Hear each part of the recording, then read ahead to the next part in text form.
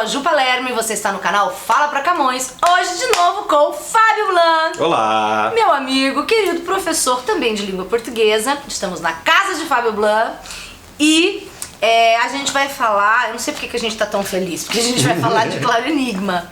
Um enigma. Do Drummond, que não é nem um pouco feliz. E a gente não tá nem um pouco feliz de falar sobre esse livro também. Assim como você pode não estar feliz de ter que ler este livro, né? E eu vou ser extremamente sincera neste vídeo.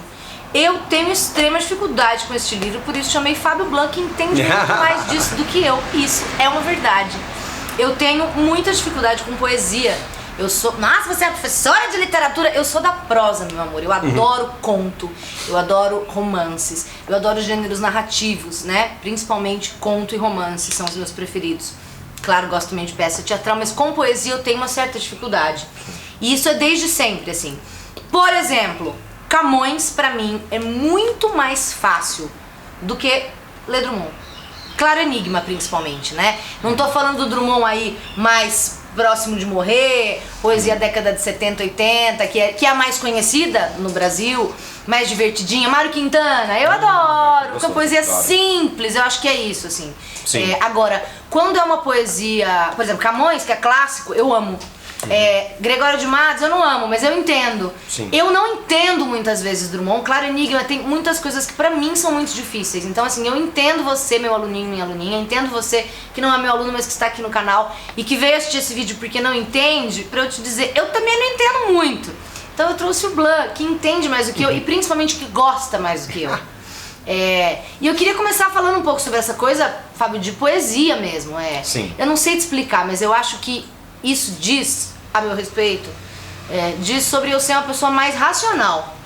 Sim. E menos sentimental. Eu nunca tive esse apelo da poesia. A poesia.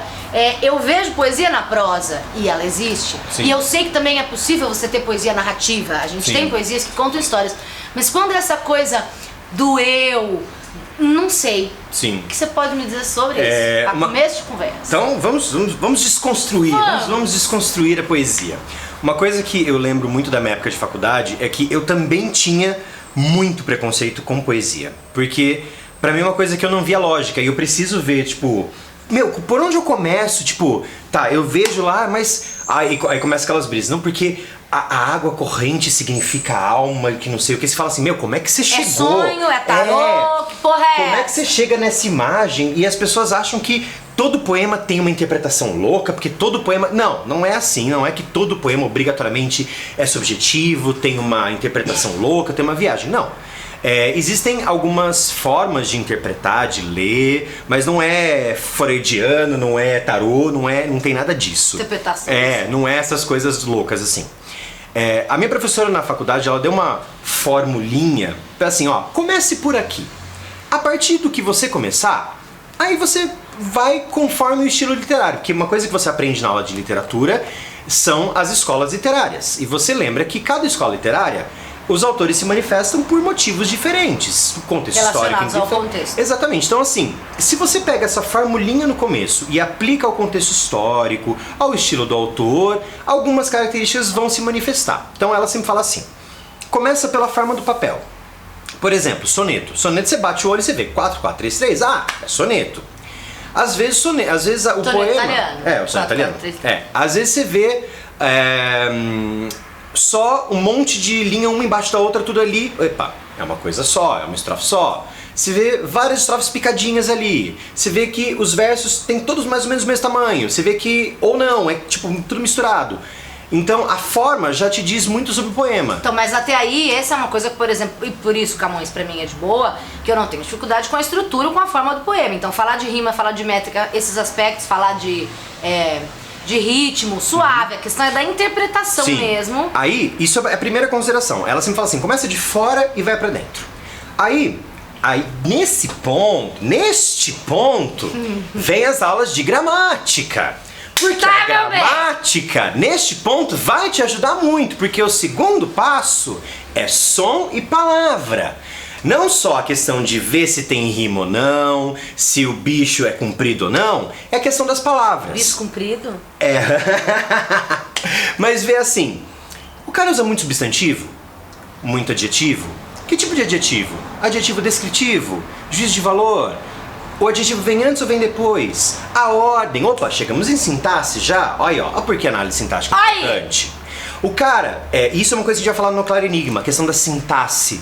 A estrutura sintática, ela é uma estrutura simples? Ela é uma estrutura elaboradíssima? Ela tem questões de palavras antes ou palavras depois? O período é simples ou o período é composto? As concordâncias são mantidas ou são quebradas? O cara utiliza figuras de linguagem? Tudo isso, que são elementos que a gente vê na aula de gramática, são extremamente importantes para a gente entender por que ele está escolhendo. Aí a gente vai ver, por exemplo, no Barroco, a escolha é motivada por antíteses, paradoxos, excessos de adjetivações. No modernismo isso não acontece tanto. Por quais são as motivações políticas, sociais, ideológicas, pessoais de cada uma dessas escolhas? Então a gente começa a entender pela estrutura da palavra o porquê. Aí a gente vai para temática. Antes de ir para temática, deixa eu falar disso. Eu sempre digo para os alunos a importância da gramática como um instrumental, né? Sim. Ninguém estuda gramática pela gramática. Exatamente. A gente estuda gramática para entender melhor os textos que a gente lê e para escrever melhor os textos que a gente escreve. Então a gramática é instrumental tanto para literatura quanto para redação. E aí você estava falando de estrutura sintática, uma coisa que a gente diz muito na aula. Quando fala de segunda geração, que já não é mais o caso aqui. Né? Mas de segunda geração modernista e que tem a ver com o contexto, então tem a ver com o que você estava falando, é que então os modernistas, isso a gente sabe, primeira geração, caguei pra poesia formal, caguei pro tradicionalismo, vou fazer tudo louco, tudo diferentão. Depois na verdade do pós-guerra, volta uma estrutura sintática mais elaborada, porque num mundo que é tão complexo e para falar de temas complexos eu não consigo fazer isso com estrutura simples, né? Só que o Drummond aqui, meu amor, já está em outro rolê, né? Mas depois a gente volta aqui específico. Vamos voltar nisso. Voltando então na regrinha. Mas eu acho que é isso. E pra você analisar a semântica, que eu acho que é a grande afobação. Você quer ler o poema e você fala assim, beleza. Entender. Eu quero entender. Só que a semântica, que é o mais importante, ela só vai fazer sentido quando todas essas outras peças estiverem lá. A fonética e a fonologia, que são sons, a rima, o tipo de verso, se ele é decassílabo, se ele é redondilha maior, menor, não importa. Mas todas essas peças elas só vão se encaixar quando você entender todas elas na sequência. Aí você vai entender. Puta, é trabalhoso? É trabalhoso. Mas aí é uma coisa que eu sempre falo. Você não está trabalhando com uma coisinha à toa, você está trabalhando com uma obra de arte. Pega, por exemplo, a Capela Sistina. Pega, por exemplo, os quadros renascentistas. Você vai olhar para aquela coisa e fala assim, caralho! Quanto detalhe, quanta coisa, quanto tempo o cara investiu naquilo lá. É a mesma coisa num poema. Você está trabalhando com palavras. Então você tem que entender a lógica utilizada para usar aquelas palavras para ver qual é o sentido. Por isso que eu, talvez, por estudar mais e gostar da gramática, talvez eu consiga ver mais a beleza. Adoro gramática. Adoro gramática. Dei aula de gramática há muitos anos, mas tenho problemas com poemas. Eu acho que é uma questão de ter a paciência de olhar e ler. É um trabalho de releitura. É um trabalho de releitura. Você uma não vez vai, não entendi nada. E aí, fechou? Não. E assim, é diferente de um livro, por exemplo, de romance que na primeira leitura você já vai resolvendo, já vai encaixando. Quando você termina o livro, você fala assim, nossa, que história legal! Tipo, que nem você pega uma temporada de seriado e você vai e mata, nossa, que delícia, já quero a segunda e vai. Não. A poesia li a primeira vez. Oi, bem. Oi? Volta. E outra. Geralmente a poesia, especialmente a poesia clássica, que é a que mais dá aquele trabalho, ela faz referência à antiguidade, ela faz referência a outras obras, é um trabalho de intertextualidade. Então você fala assim, faz referência a Aldebaran, que abri sem querer, tipo, Aldebaran. Oi, quem é esse cara? Quem é essa pessoa? Então, é um trabalho de buscar pessoas, dá muito trabalho você fazer uma compreensão completa, assim como deu muito trabalho pro cara escrever aquilo lá. Então, faz com que você, leitor, tenha que estudar essa obra com mais cautela.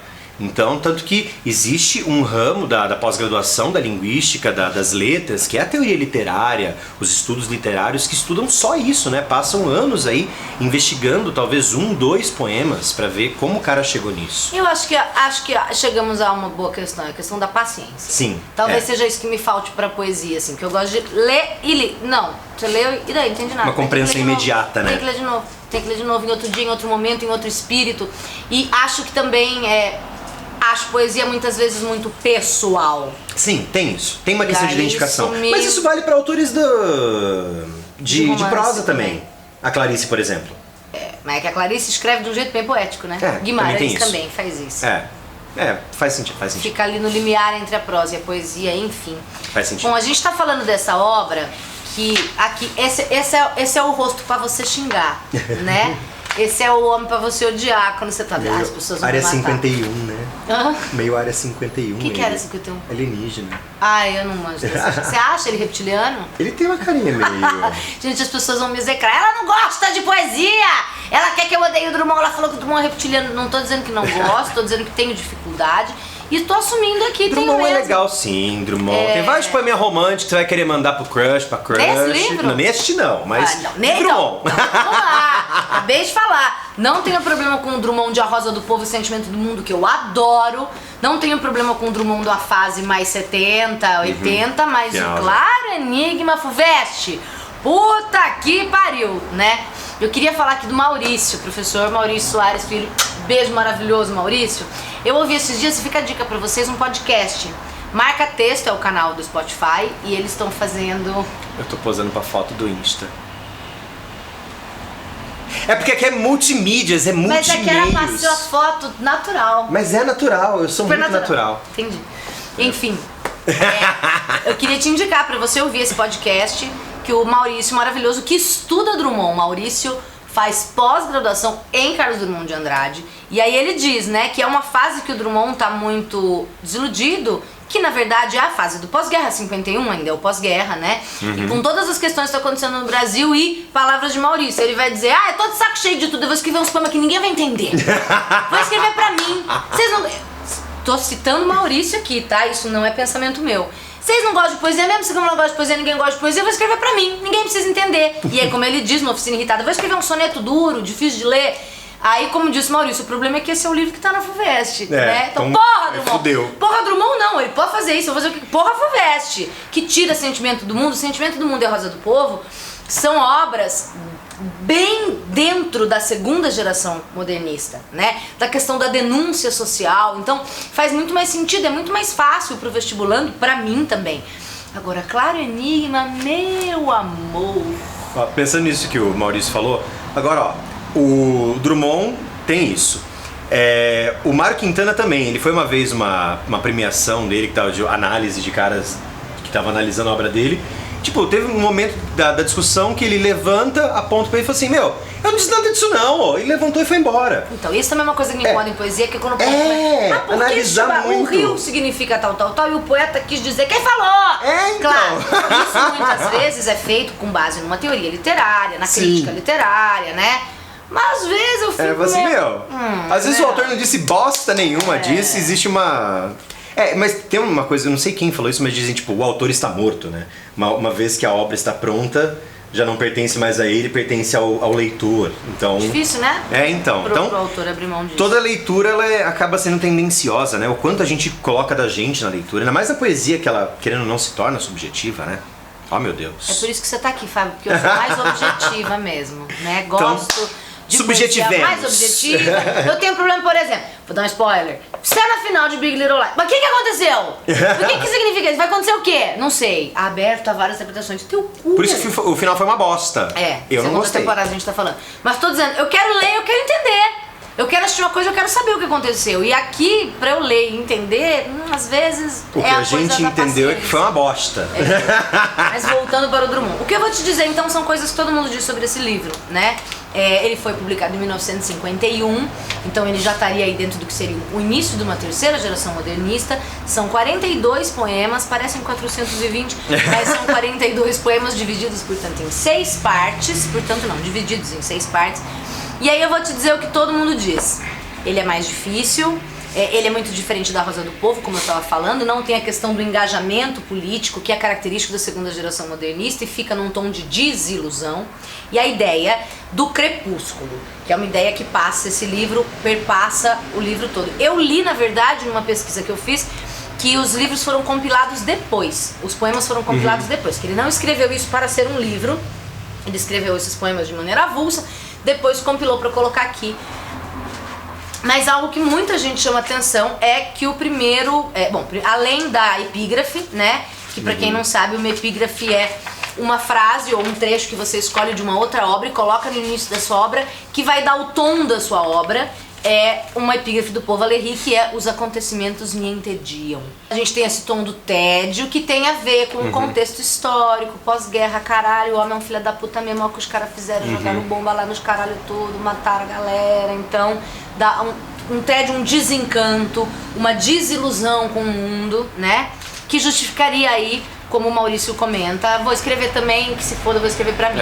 E que o livro abre com a palavra escurece, então que já dá esse tom do crepúsculo, que é não só o escurecer, né, o dia tá indo embora e a noite tá chegando, mas o próprio poeta, o Drummond, quando escreve esse livro, quando publica em 51, ele já tem quase 50 anos, então seria também uma coisa da maturidade, né? O olhar pro fim Não já. o fim da vida, mas vislumbrando esse fim já, envelhecendo. A parte final da vida, né? Já tô entrando na noite da vida. Sim. E aí, assim, o que eu vou te dizer, que todo mundo vai dizer. Um tom amargo de perdas, de ausências, desencanto. É um livro extremamente filosófico, metafísico, de abstrações, pessimismo, tom crepuscular, escrito no pós-guerra, então essa retomada da estética clássica, não dá pra eu continuar com as brincadeirinhas da primeira geração modernista, eu preciso trazer uma seriedade pra falar de assuntos mais sérios, isso é o que todo mundo diz. A gente tem 9 sonetos aqui e daí, meu amigo, eu vi a primeira palavra, escurece, eu fui olhar a última. E a última palavra do último poema, que é o Relógio do Rosário, é pombas. Então tá explicado porque eu não gosto, quem não sabe conhece, quem não me conhece não sabe. Eu tenho ornitofobia, eu tenho medo de passarinho e pomba além de medo eu tenho nojo. O livro termina com pomba, risco de pombas, né? Então acho que tá tudo explicado. Brincadeiras à parte. Queria chamar atenção, esse primeiro poema, tá? De solução. Ele começa, escurece, e não me seduz tatear sequer uma lâmpada. Pois que aprouve ao dia findar, aceito a noite. Já traz esse tomzão, né? Tipo, ó, eu não sei se já aconteceu com vocês, assim, sei lá, um dia que você tá tão de bode, ou tão cansado, que você vê que escureceu, mas você não tem nem a vontade de fazer o gesto de acender uma lâmpada. Já que escureceu, eu aceito que escureceu, e eu vou ficar aqui no escuro mesmo. Então já começa essa... Diga. Não, é isso mesmo, esse tom, ele é o tom da primeira parte, essa primeira parte entre lobo e cão, né? Então, que é a parte mais extensa, que estão o maior número de poesias, todas elas carregam essa tristeza, essa depressão, essa coisa bem... Eu marquei esse, depois o Oficina Irritada, que é famosíssimo, né? Eu marquei aqui. Os meus comentários nesse vídeo vão ser todos de piada e a parte séria é do Fábio, né? Sonho de um sonho, pra quem tem essa edição, tá na página 32, que ele diz: sonhei que estava sonhando e que no meu sonho havia um outro sonho esculpido. Os 3 sonhos superpostos dir-se-iam apenas elos de uma infindável cadeia de mitos organizados em derredor de um pobre eu. Eu que, mal de mim, sonhava. Eu escrevi A Origem.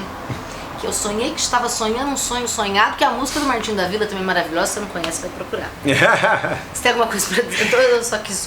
assim, tipo, estou pegando pela primeira vez este livro, tipo, mas ok. O que é? Não, tipo, imagina, assim, esse livro já é, tipo, o 3º ano que tá caindo, se você não... Aliás, segura o pensamento, não esquece. Eu queria te dizer, a gente tá gravando esse vídeo em julho de 2019, eu queria te dizer, você que tá prestando FUVEST 2020... Eu não sou mãe de Ná, eu não ganho dinheiro com isso, porque se eu fizesse adivinhações eu ia cobrar e ganhar dinheiro, né? Mas eu acho que o Drummond não vai cair esse ano. Por quê? Porque esse livro está na lista já há bastante tempo, como o Fábio disse, e era o único livro de poemas da FUVEST. But, para 2020 entrou Gregório de Matos. Então eu acho muito mais provável eles darem um tempo no Drummond e cobrarem o Gregório. Até porque não são muitas questões de literatura na prova, a gente tem aí em torno de 6 a 8. E não dá pra cobrar a lista inteira, né? Claro que eles fazem literatura comparada. Pode acontecer comparar um aqui com o Gregório. Acho difícil porque são contextos muito diversos, mas sempre é possível. Pode ser questão de formalidade, talvez, porque tem bastante soneto nesse aqui. 9 sonetos. Dos 42 poemas, 9 são sonetos. Então talvez a formalidade, mas eles não vão muito na forma, a forma é fácil. Eles vão na interpretação, né? Então assim, eu aqui estou apostando... Tô dizendo, dou meu cu na praça se cair. Não tô dizendo isso, mas eu acho que é muito pouco provável cair Drummond esse ano. E acho mais provável cair Gregório. Você vai encontrar tem 2 vídeos sobre Gregório de Matos, poemas escolhidos aqui no canal. Volta pra sonho. Só aproveitando o gancho. Primeira vez aqui. Aproveitando o gancho, já caíram 5 poemas Ó, o boi vê os homens. Que caiu com Sagarana. Que caiu com Sagarana. Que você acertou a questão. Eu falei, gente, o Fábio é a pessoa pra falar deste livro. O boi vê os homens, caiu. Sonetilho do falso Fernando Pessoa. A Máquina do Mundo. Os Bens e o Sangue. E São Francisco de Assis. Então esses já foram. Não cai. Não vão voltar? Não saber. Vai saber. Sempre digo, especialmente Xuxa, Máquina do pode Mundo. Porque Máquina do Mundo não caiu a segunda parte. Que é a... Como se chama? O Relógio do Rosário, que tá no mesmo que bloquinho. É outro poema. Que é outro poema. Então, assim, vaque, né? Mas enfim. Não é pra você pular esse, é só pra você dar menos atenção. Exatamente. Mas enfim, voltando ao Sonho de um Sonho, é um tipo de poema, exemplo do que eu tava falando, tipo de bate o olho. Ó, ele tem uma consistência de forma, então isso é interessante você pensar. Se é a primeira vez que você tá pegando um poema pra ler, que eu acho pouco provável, mas assim, pra você pensar em consistência de forma. Isso é um poema que aparentemente tem uma consistência de forma. Mais ou menos, né? É, mais ou menos. Né? Número de... Não tem o mesmo número de versos. De versos não, mas talvez o tamanho dos versos seja mais ou menos parecido. Então isso mostra algum tipo de consistência. Sonhei que estava sonhando e que no meu sonho havia um outro sonho esculpi. Os três sonhos superpó dir-se-iam apenas de uma infindável cadeia de mitos organizar, redondilha maior, Tá vendo, então? versos heptassílabos, 7 sílabas. Então, assim, às vezes só de olhar você já consegue ver alguma forma de padrão. Aí testando. Então, mas é o que eu digo, a forma é fácil. É, né? então, mas aí... Você bate o olho, olha, pô, pronto. Mas e Então, daí? beleza. Que caralho é esse do sonho? Beleza, Entendeu? aí a questão é, já sabemos uma estrutura, agora vai, ó. Sonhei que estava sonhando e que no meu sonho havia um outro sonho esculpido. Ele tem o exagero do S. Sonho, isso remete Mas isso também é forma. Não, mas ó, isso já... O tom, a interação. o tom estava sonhando. ele quer uma coisa mais branda, então vamos entrar na... Da onde você tirou isso? Conta pra mim, porque eu não... Porque, ó, o som sibilante... Então, isso é uma coisa técnica da fonética e da fonologia, que nós comentamos no começo do ano. Que o som sibilante, ele é um som... Ele é um som mais calmo, ele é... Tanto que em ondas binaurais vai começar as ondas viajantes. Em ondas binaurais, sons sibilantes, eles vibram numa frequência que eu não sei qual é o número. Mas eles acalmam. Então, geralmente pessoas que sibilam, professores que sibilam, são aqueles professores que dão sono no aluno. Mas é verdade. Entendi. Então, os sons sibilantes é para colocar uma aura, uma energia mais assim. O sonho, que é o sono. Então, essa já é uma onda pra gente começar a pensar. Então, os três sonhos superpostos os três sonhos superpostos dir-se-iam apenas elos de uma infindável cadeia de mitos organizados e um derredor de um pobre eu. Eu que mal de mim sonhava. Então, ó, ele é o... Ele tá no centro desse bando de sonho. Sonho. Então, nós vamos analisar inteiro mesmo? Não precisa. Então, mas assim... Esse não. Mas a ideia é... Tente ver como que os elementos concretos, elementos sinestésicos, os elementos que aparentemente são só... característicos de forma, como que eles podem interferir no conteúdo também. Ele tem bastante adjetivos aqui, ele tem uma zona lúcida, fluido, maciço, alerta, lúdico, magnético, claras, plástico. Ele tem bastante uso de adjetivos. Por que ele usa os adjetivos? Como que esses adjetivos vão influenciar na caracterização dele? São todos referentes a ele, ao ambiente? E aí ele repete, ai de mim que mal sonhava, mostrando, é sonho, não é realidade. Por que ai de mim? Por que ele é o coitado dessa situação? Por que essa referência em relação a ele? O ambiente dele, afogados em mar alto? Por que esse ambiente onírico? Por que é ruim? É tentar criar essas relações. E uma coisa que eu sempre falo, crie perguntas. Sempre faça perguntas. Vá olhando pro texto e criando perguntas. Para mim uma coisa que sempre me ajuda é tentar responder as perguntas que eu vou criando pro texto. A hora que eu não conseguir criar mais perguntas é porque eu acho que eu cheguei numa resposta base. Talvez que, cheguei num limite. É uma tática que eu uso. Muito bem. Bom, esse eu só li por causa do bagulho da origem que eu tinha marcado. Eu acho que um dos mais famosos... Viajamos no sonho. Acho que um dos mais famosos deste livro é um soneto, que é a Oficina Irritada. Para quem tem essa edição aqui, é página 38, tá? Em que ele diz: eu quero compor um soneto duro, como poeta algum ousara escrever. Eu quero pintar um soneto escuro, seco, abafado, difícil de ler. É que ele já tá te avisando, né? Quero que o meu soneto no futuro não desperte em ninguém nenhum prazer. Parabéns, irmão, você conseguiu, né? Não dá prazer nenhum aqui. É claro que eu tô brincando, mas essa ideia de... Ele mesmo tá dizendo aqui, eu quero escrever um bagulho que eu não quero que ninguém entenda. Não é pra entender, é pra ser difícil de ler. E aí, a que a gente atribui essa revolta?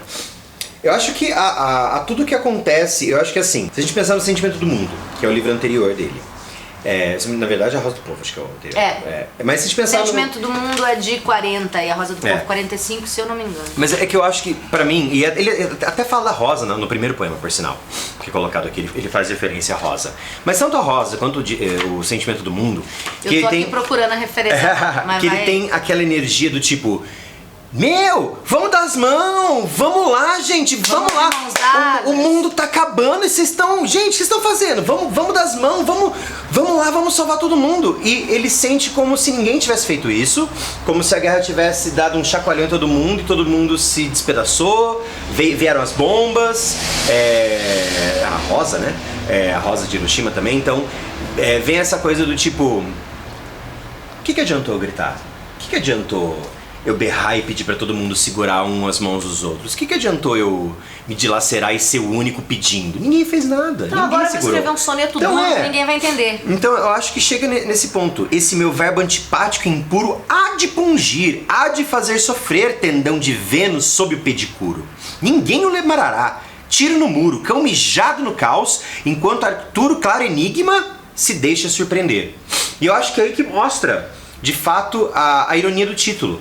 Porque não é um enigma claro, mas... Que não dá pra ter se é um enigma não é claro, se é claro não é enigma. Mas assim, não é um enigma porque não é absurdamente... tipo, algo que ninguém entenda. Todo mundo sabe o que aconteceu, todo mundo sabe o absurdo que é. E às vezes eu acho que o que ele mostra é a vista grossa, que é o que o Nelson, que a gente falou no outro vídeo, faz. Tipo assim, a galera é hipócrita. Eu prefiro viver o American Way of Life, eu prefiro viver a vidinha confortável, eu prefiro viver o meu mundinho confortávelzinho e foda-se o que tá acontecendo, foda-se as merdas que são desencadeadas por causa disso. Eu acho que talvez venha daí esse ódio, talvez essa irritação dele. E talvez, não sei, isso é uma suposição minha, quem estuda Drummond, tipo o Maurício talvez possa falar isso com mais convicção, mas talvez venha daí a necessidade de uma forma mais quadrada, de uma necessidade de uma coisa. Então, já que é pra fuder, eu vou fuder assim. Vou buscar aquela coisa quadrada. Ó, pensando em forma, já fazendo uma ponte, a Engaia Ciência, da página 18. Olha isso. Ó, já que falaremos em breve em sintaxe, pensando que estamos em julho, olha isso. A madureza, essa terrível prenda que alguém nos dá, raptando-nos com ela, todo o sabor gratuito de oferenda sob a glacialidade de uma estela. A madureza vê, posto que a venda interrompa a surpresa da janela, o círculo vazio onde se estenda e que o mundo converte numa cela. Tipo, você lê essas duas estrofes, você não entende porra nenhuma. Porra nenhuma, a madureza. É a mesma frase. É a mesma frase do começo ao fim. O sujeito é a madureza. Não é a mesma frase. Lê de novo. Ó, a madureza, essa terrível prenda que alguém nos dá, raptando-nos. Você tá dizendo uma frase só. É uma frase só. Então assim... A gente tem soneto do Camões, por exemplo, do Marinheiro, que o soneto inteiro é uma frase só. Então, mas tipo, o cara tá lá em 1600, puta que pariu. O cara tá aqui no século XX fazendo isso. Tipo, olha como ele usa uma estrutura velha, ele usa uma estrutura arcaica, acho que ele faz questão de usar estruturas muito elaboradas, tipo... Até aí entendo, concordo, adoro, mas não entendi nada. Então, ele fala dessa questão... Primeiro, a questão do título, a Engaia Ciência, é uma referência à Gaia Ciência de Nietzsche, que estava na discussão antes. Então, ele faz essa referência que a Gaia Ciência, o Nietzsche vai falar que é a ciência dá prazer, que a ciência é gostosa porque você lê, que é exatamente acho que o que não acontece com você com a poesia. Você queria ler e falar, uau, que gostoso que eu estou lendo, que eu estou entendendo, que maravilha, ai que delícia. E ele vai falar que não, que você só se fode, que você tem dureza. Tá dizendo isso aqui? Exatamente, é essa a ideia. Mas ele vê, o que ele vai falar é que a questão... Quando eu vejo madureza, eu penso em maturidade, então, exatamente, ele vai falar que a gente tá falando do tom crepuscular. Então, ele vai falar que pra ele, ele precisa da maturidade. Conforme você vai tendo maturidade, você vai entendendo. Só que não é bom isso. Porque você vai entendendo que ele tá dizendo tudo isso aqui. Tudo isso. E só que ele vai falar que a madureza é uma questão de... Ele não tá falando no primeiro poema de que quanto mais vai anoitecendo, escurecendo, mais vai vendo essas sensações. É a mesma coisa. Por isso que é Engaia Ciência. Quanto mais ele vai aprendendo, mais a maturidade vai chegando, ele vai entendendo, vai esclarecendo, Não, sem mas zoeira, vai eu entendo frustrando. aqui. A madureza sabe o preço exato dos amores, dos ossos, dos quebrantos, e nada pode contra a sua ciência nem contra si mesma. Que beleza. Aí, ó, o agudo... Isso eu entendo. Eu vou ficando mais velho, eu sei o preço exato dos amores. Aí olha só o final. Ossos. O agudo olfato, o agudo olhar, a mão, livre de encantos, se destroem no sonho da existência. Sim, os tercetos são mais fáceis de entender. Mas a Esse construção do começo ele se perde porque é uma coisa só. Ó, a madureza, essa terrível prenda, esse agrado que nos dá, que alguém nos dá, raptando-nos com ela todo o sabor gratuito de oferenda sob a glacialidade de mistela. Essa madureza vê, posto que a venda interrompa a surpresa da janela, o círculo vazio onde se estenda e que o mundo converte numa cela. Então, o prazer, aquela estela, aquela coisa boa, ela se converte numa cela, numa forma de prisão. Então, aquilo que era para ser bom, aquilo que era para ser agradável, aquilo que era para ser uma dádiva, na verdade, aquilo que nos aprisiona ao mesmo tempo. Então, é uma forma meio que de antítese. Aquilo que era para ser bom, que era para ser a vida, que era para ser a descoberta, na verdade, aquilo que nos prende também. Por isso, conforme a maturidade vai chegando, aquilo que vai cagando. Eu acho que, assim, eu vi alguns vídeos sobre esse livro e achei engraçado que ninguém fala porra nenhuma porque ninguém entendeu. Fica todo mundo nesse discurso de ai, da desilusão, ai, o tom de desencanto. Obrigada, moto. Ai, o tom da desilusão, ai, o tom do desencanto, ai, o tom crepuscular. Mas ninguém explica, que nem você tá explicando, por isso que eu trouxe o Fábio aqui. Porque eu também não sei explicar. Senti falta disso, as pessoas não sabem o que elas estão falando, entendeu? Porque ninguém entendeu também. E assim, isso é uma leitura, é uma construção de visualização. Pode ser que Qual outro surjam... você quer falar? Eu acho que dessa primeira parte, acho que era isso. Bom, daí tem Oficina Irritada. Eu queria falar do Opaco, que achei interessante. Página 39.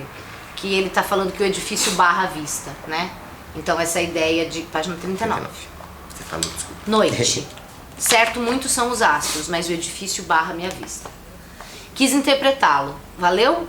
Hoje barra-me a luar, à vista. Nada escrito no céu, sei, mas queria vê-lo. O edifício barra minha vista. Zumbido de besouro, motor arfando. O edifício barra minha vista. Assim ao luar é mais humilde. Por ele é que sei do luar. Não me barra a vista se barra a si mesma. E bonito, aí, né? eu acho bonito, eu gostei desse, mas eu não sei explicar. Eu não sei explicar por que eu acho bonito essa ideia do... Não sei, e aí que vem, que pra mim é uma interpretação muito pessoal, entendeu? O edifício... Porque eu me lembro, na minha janela, você sabe, na minha sacada, metade da vista é barrada por um edifício. Então, mas eu acho que boa parte da poesia tem é isso. Tem a ver... Eu entendo ou eu gostei porque tem a ver com uma coisa... Mas isso é pessoal, entendeu? Mas como é que você passa isso pra uma sala de alunos? Como é que você explica isso pra outra pessoa? Mas eu acho que é exatamente por isso que você entendeu o poema, porque ele fala de uma coisa da qual você tem uma qualidade de imagem. E obviamente eu não tô sendo tão ingênuo a ponto de, ele tá falando... Porque eu acho mais interessante essa ideia de que não, ele não barra a vista se barra a si mesma. Né? Sim. Então algo de aí num outro nível de interpretação. Eu atribuo a culpa, né? Eu não posso ver por causa do edifício. O edifício, não é o edifício que barra a vista, se barra a si mesmo. Mas aí eu acho que assim, ele faz o que você fez mesmo, que é transportar a metáfora do prédio pra a vista se barra a si mesma. Se eu tenho uma coisa que barra a minha visão de uma coisa, mas eu sei o que tá por trás daquilo lá. Por mais que tenha o prédio, eu consigo ver o que tá por trás. Porque eu sei que, no seu caso, já que você mora ali no Largo do Pará, você consegue ver a glicério, por mais que você saiba que tem o prédio, você sabe que tem a glicério. Então, se a vista se barra a si mesma, o que será que eu não consigo ver que eu não me permito ver? Quais são as minhas limitações? Não é o edifício que barra a vista, agora, é a vista que uma barra coisa que me chama atenção, que me chama atenção imediatamente na segunda estrofe, quis interpretá-lo, ou seja, quis interpretar o prédio, o edifício, ou seja, aquilo que barra. Valeu! Hoje barra-me a vista. E aí, entre parênteses, uma coisa que barra, que é o parênteses, que é uma coisa pra quebrar isso. Então ele usa uma estrutura formal. Olha aí, tá vendo? Isso é muito legal. Tá vendo como os elementos formais ajudam a trabalhar a questão semântica. Isso poderia ser uma pergunta gramatical, por exemplo. Como que os parênteses ajudam a trabalhar a questão semântica? Barram a interpretação da frase. Dessa frase, desse verso, assim como o edifício barraria. E exatamente. A questão, muitos são os astros e o edifício barra a vista dos astros. A luar é o elemento que está barrando a frase. Então, aquilo que é visto e está sendo barrado pelo prédio é aquilo que está barrando a frase. Tipo, eu viajo essas coisas porque eu acho bonito, né? Você tem viagem, eu leio e falo, oi, mas tipo, esse eu marquei porque é um que eu gosto. É bonitinho. Aí eu não sei se você tem algum outro no canal. Dessa primeira parte, não. Eu queria falar do 43, Amar, que é conhecido, né? Sim, esse é conhecido. Que pode uma criatura, se não entre outras criaturas, amar. Amar e esquecer, amar e mal amar, desamar, amar. Sempre, e até de olhos vidrados amar. Porque aqui ele traz uma imagem da concha vazia do amor. Que é algo que eu já vi muita gente falando, né? A desilusão com relação ao amor, é triste essa imagem, né? A concha vazia do amor. Uma coisa importante dessa segunda parte, que é o Notícias Amorosas, é que o Drummond sempre falou de amor. Isso é do Drummond. Mas o Notícias Amorosas, ele vai falar do amar amaro, que é o amar penoso, amar doído. Não é o amor que ele vai falar em outros poemas dele. Não é o amor bonitinho, gostoso. É um amor mais doído mesmo. Então todos os poemas amorosos dele aqui são amores mais sofridos mesmo. Eu achei o Campo de Flores, página 51.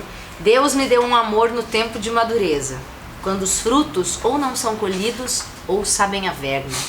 Deus, ou talvez foi o diabo, ou foi talvez o diabo, deu-me este amor maduro, e a um e a outro agradeço, pois que tenho amor.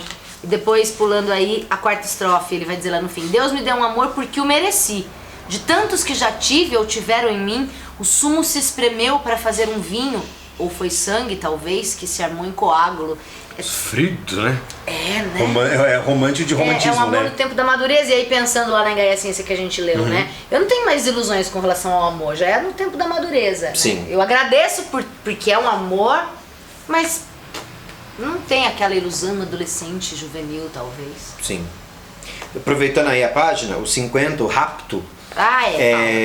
Eu acho interessante comentar sobre ele porque é o único poema, talvez, eu acho, que coloque uma posição do Drummond sobre a homossexualidade. Então acho que talvez, não sei o quanto o Fuvest pode perguntar, mais que o Fuvest é um vestibular mais quadrado, mas é o único poema que fala sobre isso e faz uma menção ao mito de Zeus raptando jovem. Tem até um quadro que é o Estupro de Ganimedes, que faz uma citação disso. Então vale a pena, nem vou ler nada, mas assim, acho que vale a pena você dar uma lida nesse Porque poema. você estava dizendo que parece que Drummond é conhecido como homofóbico. Então, no final dos anos 80, ele perdeu um amigo dele por suicídio, porque esse amigo, que era um médico, ele estava sendo ameaçado, chantageado por um gigolô. Gigolô.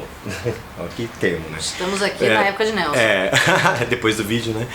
Então ele foi ameaçado por um gigolô porque ele ia ter a bissexualidade dele revelada. Aí ele não aguentou, se matou, e isso meio que balançou muito o Drummond. E aí na época o Drummond deu uma declaração meio tanto homofóbica, né? Então ficou uma imagem meio assim. Mas esse poema da época, dos anos 50, né? Da época do livro, não mostra muito isso. Então talvez fica aí o questionamento dessa posição do Drummond quanto à homossexualidade. Mas só fica o comentário. E o último que me chama a atenção é já na parte selo de Minas, Estampas de Vila Rica, que ele tá falando de Ouro Preto, né? Lembrar que ano que vem, Romanceiro da Inconfidência, da Clarice Lispector, entra... A louca, da Cília Meirelles. Cília Meirelles. Eita, você entra na lista, né? Mas São Francisco de Assis, já caiu? Tá na sua lista? Sim, São Francisco de Assis caiu. Já caiu, é verdade. Caiu com uma... Tinha uma imagem de igreja barroca. Sim, isso, era sobre barroco, era sobre barroco. Quando ele diz, perdão, Senhor, por não amar-vos. Isso. Muito louco, eu fico lembrando quando eu fui pra Minas, as cidades históricas, ou mesmo agora, em Petrópolis, no Rio de Janeiro, igrejas famosas, e eu não sou religiosa, né? Eu vou pela questão artística, me encanta. Só ouvindo o que eu tô falando, filha da puta, você tá prestando atenção? Eu tô procurando, desculpa. Pode falar, Juliana Palermo, estou prestando atenção! Ouvidos. O que me atrai nessas igrejas não é a questão do Deus, da religião, e sim essa forma, olha que lindo, olha isso que lindo. E eu me identifiquei meio com isso quando ele fala, né? Dai-me, Senhor, a só beleza destes ornatos, a só beleza, e não a alma. Porque depois, mas entro e, Senhor, me perco na rosa e a nave triunfal. Por que baixar tanto o céu? Porque essa nova cilada, ele termina, perdão, Senhor, por não amar-vos. E eu não sei, aí de novo, eu me identifico. Porque eu, quando entro numa igreja antiga, barroca, famosa, histórica, olha a parte artística, e dai-me a só beleza destes ornatos. Eu só tô preocupado Sim. com isso. Mas aí, foi isso que o Drummond quis dizer? Provavelmente não. Sim. É essa a interpretação do poema? Muito provavelmente não. É como ele me tocou. E aí por isso que eu acho até injusto questão sobre poesia. Sim. Porque é muito pessoal, É. cara. Ou você faz um bagulho sobre Tem a que ser forma, coisa muito objetiva, ou muito né? objetivo, que seja óbvio que qualquer um entenda essa interpretação. Por exemplo, conhecendo o contexto histórico e pensando na ideia do tom crepuscular, ok? Sim. Porque senão é foda, É. entendeu? É difícil Eu mesmo. acho injusto. É. Injusta Ana Cristina César. Ana Vamos Cristina combinar. César. Também vou precisar de ajuda aqui no canal. Chamar os universitários, porque olha, mas enfim, isso é pra lista da Unicamp. Eu Mas é acho, isso, eu não né? sei se você tem alguma outra coisa. Não, eu acho que assim, meu. Foco, força e fé. Boa sorte, ainda bem que eu não vou prestar FUVEST, gato, Não, porque não é mas fácil. é assim. Eu ainda acho que 2020 não vai aparecer, mas assim, e daí? Não dá pra falar sobre isso, entendeu? E também acho que eu não tenho aqui nenhum pudor e nenhuma vergonha, que é a mesma coisa, e nada de dizer, sou uma professora de literatura, sim, tenho dificuldades com poesia, principalmente a poesia do Drummond de Clorenigma 51. A gente não sabe tudo, perdão. A gente não sabe tudo, não é porque eu sou professora de literatura que eu tenho que entender tudo, que gostar de tudo. Tem coisas que eu tenho dificuldade e não é vergonha nenhuma apelar para colegas, por exemplo, o Blanc, que entende mais do que eu, que gosta mais do que eu, que explica melhor do que eu. E acho que, não sei, eu tô dizendo isso porque certamente vai vir alguém, ai, professora de literatura, ai, não entendi esse livro, ai, não entendi esse poema. Meu amor, tem um monte de livro que eu não entendo, tem um monte de poema que eu não entendo, e aí a gente faz o quê? A gente busca estudar, a gente busca aprender com os colegas, a gente busca aprender com o que existe por aí, né? Pra você é foda, porque você depende disso, às vezes vestibular, vai ser uma questão do vestibular, duas questões de vestibular, e se você não entendeu, né? Eu, quando entendo, gosto, venho, tento te ajudar. Quando não consigo, trago alguém pra te ajudar e eu acho que é isso. Certo. Então tô aqui assumindo, tenho sim dificuldades e todo mundo tem, e é natural que você também tenha, né? Sim. Quando você tem e eu não tenho, eu consigo te ajudar.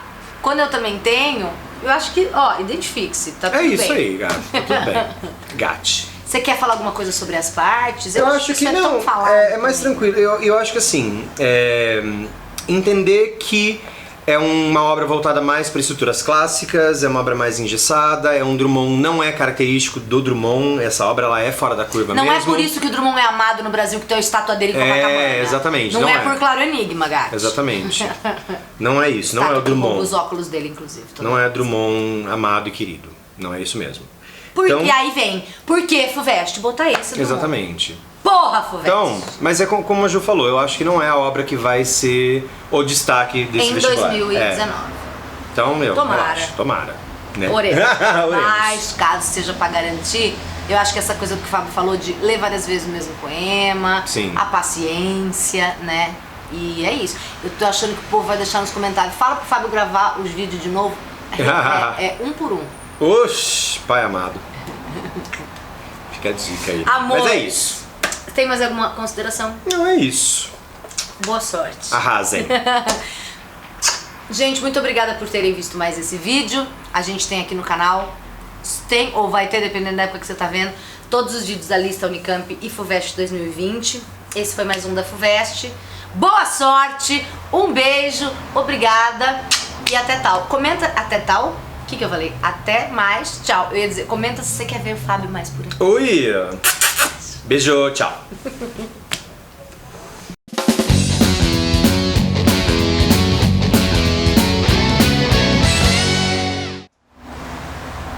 Esperar os carros.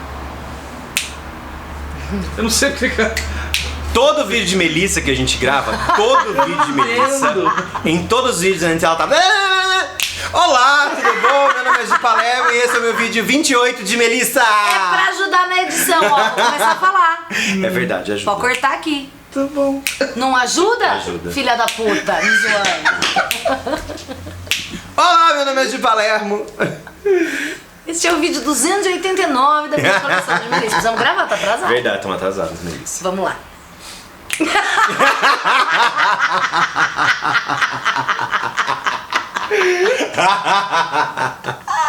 Então tá, então. Tá rindo tanto, nem parece que vai falar de um livro tão chato. Nossa. Vamos, agora é sério.